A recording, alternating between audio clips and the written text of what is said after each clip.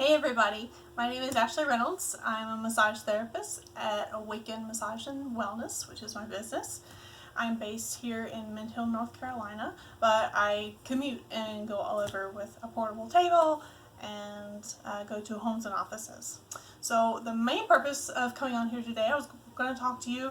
Sarah Stewart with the Nutrition Stoic came on and invited me to talk to you about the benefits of massage, and also show some self-massage techniques that you can do on your own, since we're not really allowed to do massage lately due to the COVID-19 pandemic.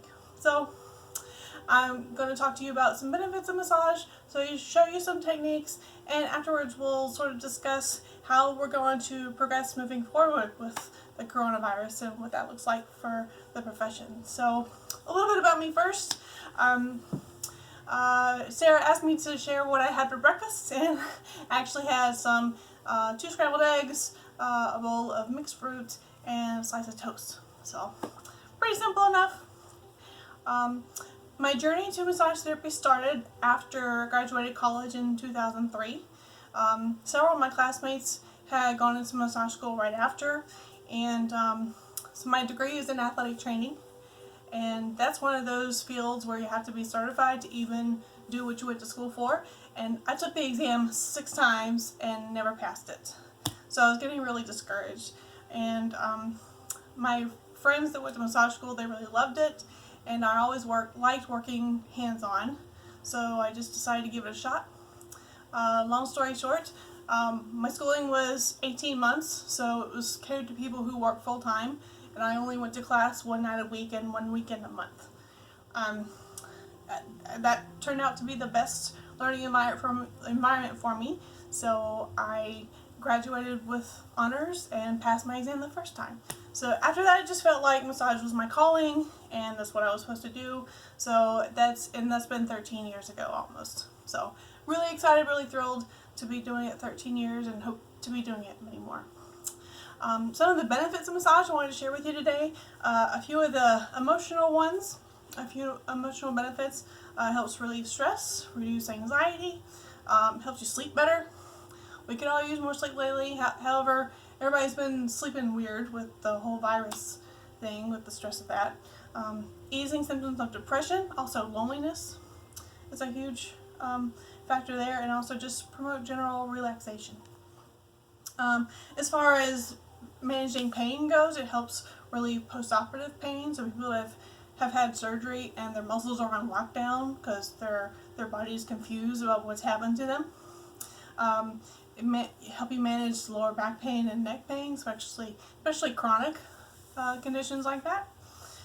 Helps reduce muscle tension headaches, as well as reduce the pain of osteoarthritis. So you get into a more elderly crowd there. When someone says they have arthritis, they mostly mean osteoarthritis, so inflammation of the joint. As far as general health, it also helps improve your cardiovascular health, reduces blood pressure. You can increase your range of motion, get enhanced sports performance, and you can sort of temper the effects of dementia because you're getting more blood flow to the brain. So some of the things I wanted to show you today.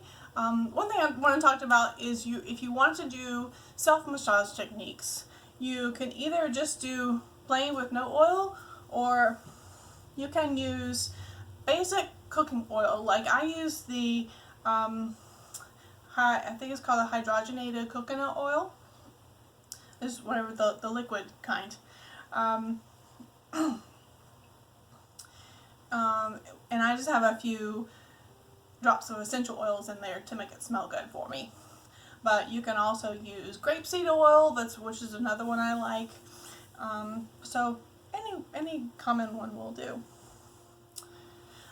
Be sure and keep your skin moisturized. So that's actually especially helpful in keeping your immune system healthy. Your skin is actually your body's first defense against the immune system, so that's why everyone's telling you to wash your hands. But with all that, it's really not doing many people any favors because they're not moisturizing after, and leaving a lot of cracks in your skin. So imagine, if you will, so moisturized skin is pretty level. But when you get into dry, cracked skin, you get these cracks that are deeper into the surface of the skin. So when you have more surface area, you allow for more viruses and bacteria to attack the body. So that's one thing you need to protect against, is just keeping your skin moisturized and your hand washed at the same time. So here's what we'll do. I'm going to show you a few techniques you can use on yourself. I'm going to start with the head and scalp. I'll work both the front and the back of the neck. I'll work your pecs here in your chest, your arms, I'll show you some effective techniques for your hips and glutes. I'll show you a basic technique for your stomach, and find that's very helpful for people with anxiety. Also for lower back, and because you might not be used to working with your hands as much, we'll repeat the hands at the end. So let's get started. I love working my scalp, because I feel like it's one of the most neglected areas of the body. Like, we do a little scrub in the shower every day, but that's about all the attention our scalp gets usually. And especially when you have a tension headache, this is really effective. So I like to just take my hands and just rub all over. All into the top of the skull, down the sides, like you feel the sides of your temples here. That's always been a feel good area for me. And then as you make your way back to the back of the skull, you'll notice like it's almost like a ridge, like a drop off. So that's actually where a lot of your neck muscles insert to move your head. So if you want to massage back there. And then you'll start to feel your spine. So you should have you should feel a curve back there for your neck. That's called the cervical spine. You can work all the way down as far as you can. Now, there's a lot going on in the muscles at the front of your neck, so be sure and be careful about the pressure. You don't want it to be too deep, but you want it to feel like you've done a little something. So if you can see, everybody has that muscle group that comes up from around behind your ears, and it makes a V all the way down to your sternum, where your chest starts. So that's called the sternocleidomastoid. And what we can do is sort of pinch that out a little bit. It's an awkward thing to do, but if you pinch it only for a few seconds, it can actually bring a ton of relief to headaches and whatnot. So those are a few basic points of the neck. Getting into the shoulders, right in here, just use your fingertips, because it doesn't have to be deep. You're just going for a little feel good rub right in here.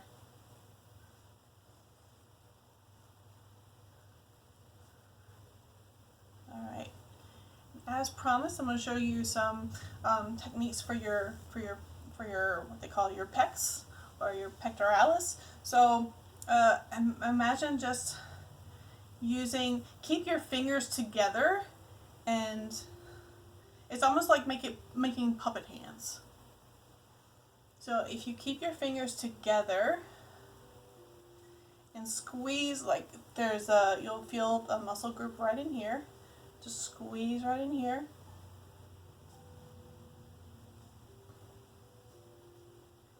And you normally have to hold your arm up at about a 90-degree angle to get in there really good.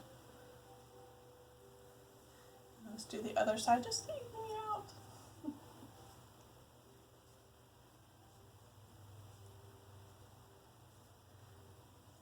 Okay, with that same technique I showed you before with the sort of the puppet hands, you want to grasp the shoulders, and you'll feel your deltoid muscle go all the way down to about halfway down your arm. You feel that sort of insertion point is kind of really tender there, so be careful there. So get in good in your shoulders.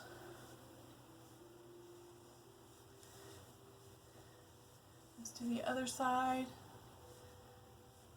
And again, if you feel like you need more work in any area, either way, you can pause the video and come back. But let's go all the way down to your elbow. Let's get, you'll feel on both sides of your elbow a lot of insertion points into there. So be sure and get into that. Use your thumb where you can.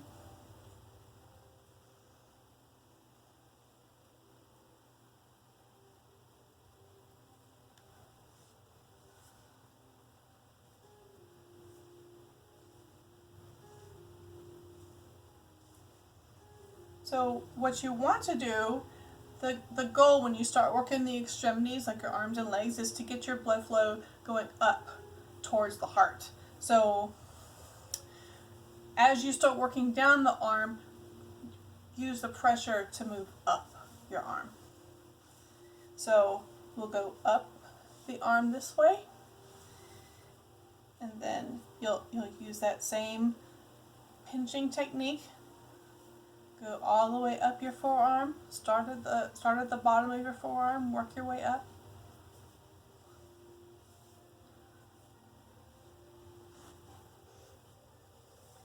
Just work the other side just to even it out.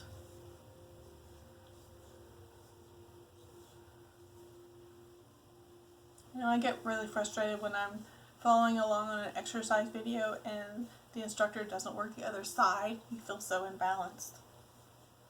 So I want everybody to be balanced today, because that's what it's all about. It's achieving balance. And again, on your own time, you can do this for as long as you want. I'm just showing you some basic techniques so you get a feel for how it's done. Glutes are sort of a tricky one. So that's getting into your hips. And what I like to do is I make a fist with my fingers, and I am basically beating on my own butt. I know that sounds funny, but it is very effective. And one thing I like to do, if I don't feel like beating on myself, is to take either a tennis ball or a lacrosse ball, and I will find a place, get to where you can see, I will find a place on my glutes where I'm having restriction, or if it's tender, I will just lean on it. I will lean on the tennis ball maybe a few minutes, and I will shift my weight so it will sort of roll over the ball. I find that to be a very effective tool to use. So I'm going to work the other side too, just to sort of even myself out.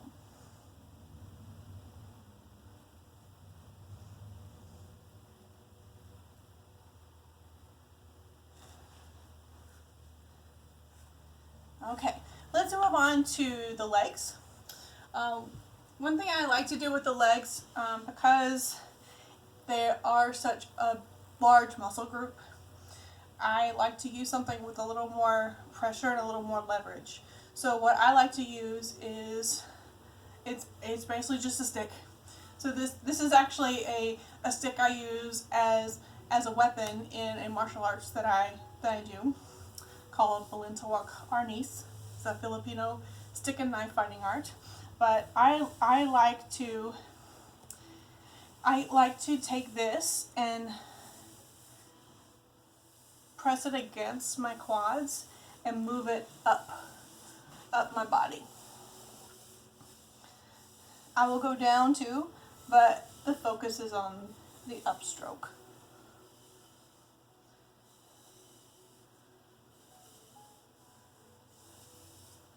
So I'm going to do the show you the other side. If you don't have a stick, you can use at home. Any round object like a can of soup, or one of those therapy rolling balls. You can usually get those at places like Bath and Body Works. Just something hard to use to condition your muscles with. And that's very effective. And move on to the lower legs. So again, we're moving up.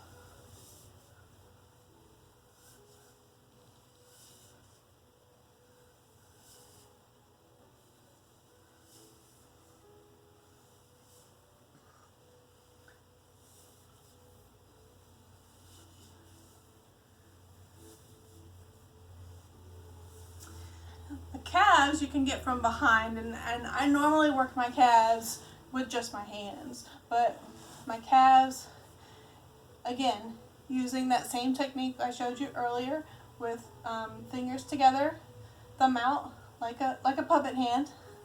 We're going to pinch and grab.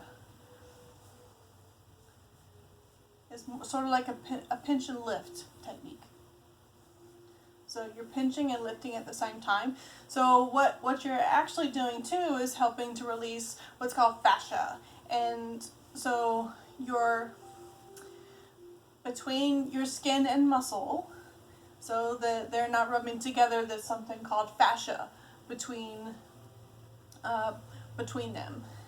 And sometimes that gets tight and affects the tension of the muscle as well. So what you're also doing is helping to release that.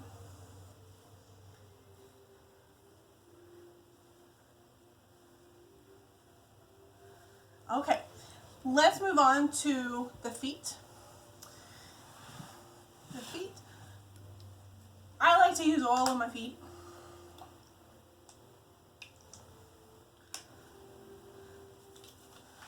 So just a little bit of oil.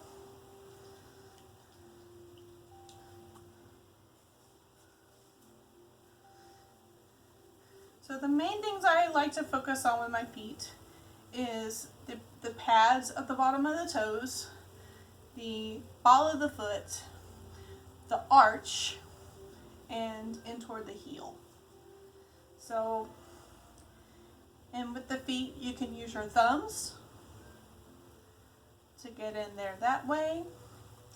You can, what I like to do is when I get into the arch of the foot, I'll take my fingers and just sort of do like almost like a claw kind of thing all the way down. So using my knuckles as pressure there.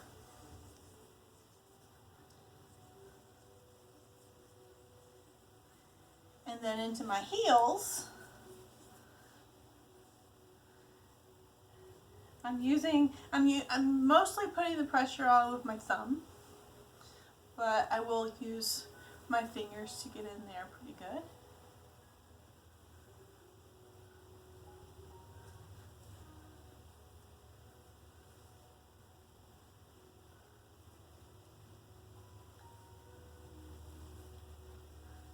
Okay, so I showed you the hand technique, or using your hands on your feet with oil, but I'm going to use the other foot to show you how you can use a tennis ball on the bottom of your foot. A lot of people that have issues with, people have heard of plantar fasciitis.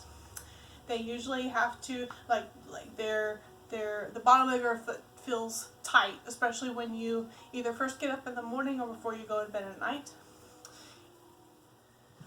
And it usually comes from inadequate arch support and just lack of strength in certain areas of the foot. So what you'll do is you'll put a tennis ball down, and you can stand, or you can just kneel. But I just like to roll the ball under my foot wherever I can get it. And you can use a tennis ball. Lacrosse balls are a little bit harder. I've even had people use when it's especially painful for them, so they can get the ice treatment in, to take frozen water bottles with water frozen in them and just rolling it under there and letting it melt. It's cold, but it brings a lot of relief.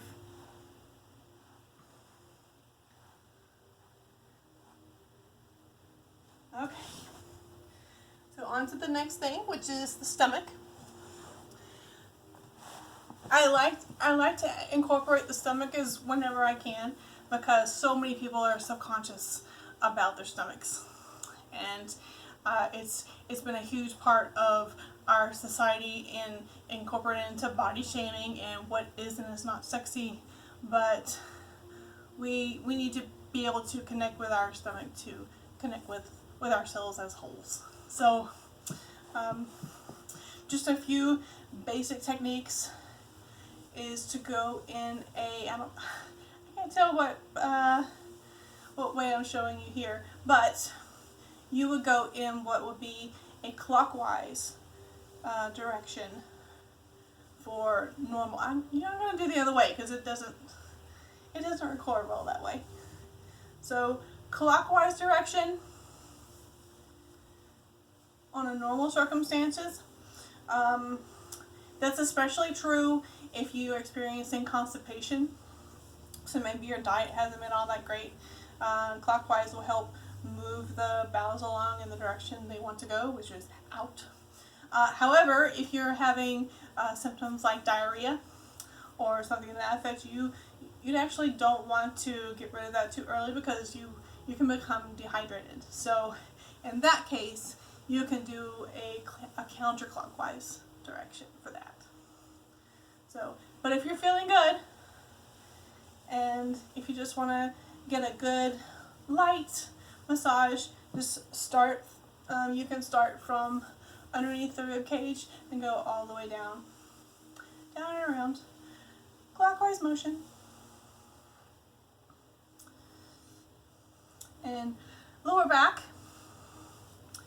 So with your lower back, there's a group of muscles called the quadratus lumborum, which are a group of muscles that control your movement and also support your spine muscles. So I'm going to turn around for this one, but you'll see right along in here is where that starts. And keeping your fingers together will help apply more pressure to a target area. Instead of spreading your fingers out, you won't feel as much there, but if you keep them together, they work more. And if you can work in small circles and work all the way up.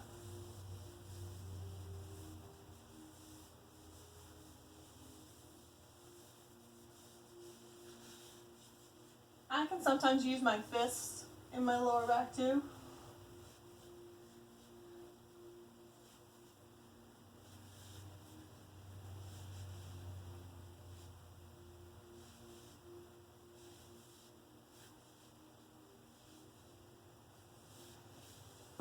Okay.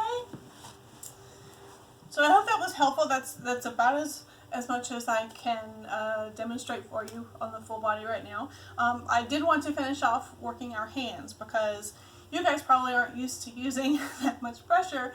I remember the very first time I gave a massage, we had to massage a leg for 15 minutes, and I thought I was going to die. And I just didn't know how I was going to survive.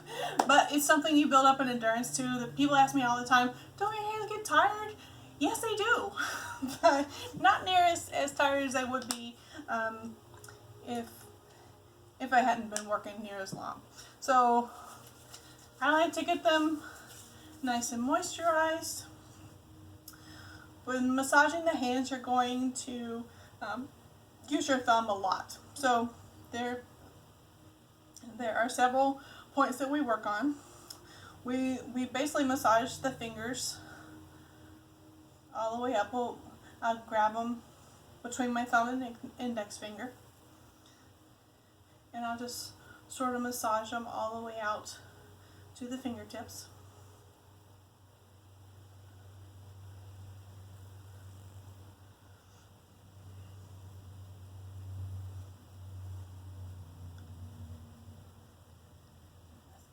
thumb in here too. I use my thumb a lot in my work, so the thumb does get tired before the rest of the hand.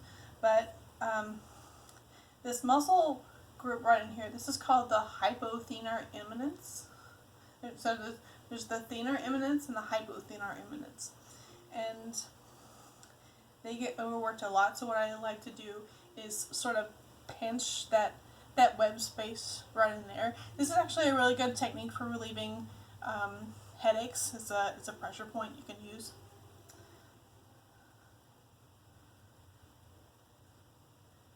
So I'm going to get that right in there on the other hand, and then massage my fingers all the way out.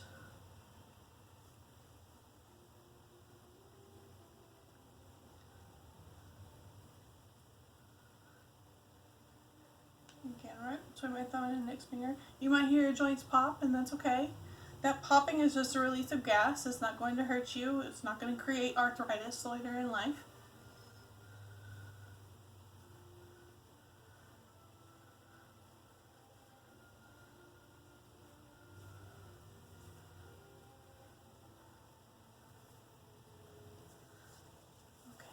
So that's pretty much your self-massage techniques. I hope everybody enjoyed that. I want to do one last thing before I get into the last part of it, and I want everybody to give yourselves a big hug, because we have all been through a lot lately and we all deserve a good bit of self-love. So if you haven't hugged yourself today, if no one else has hugged you today, at least hug yourself.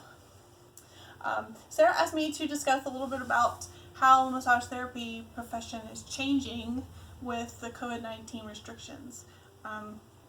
For right now, we are not allowed to practice at all. And it's because we cannot massage our clients from 6 feet away. There's a big discussion right now as to how things will look when we go back. Definitely not back to normal, not right away.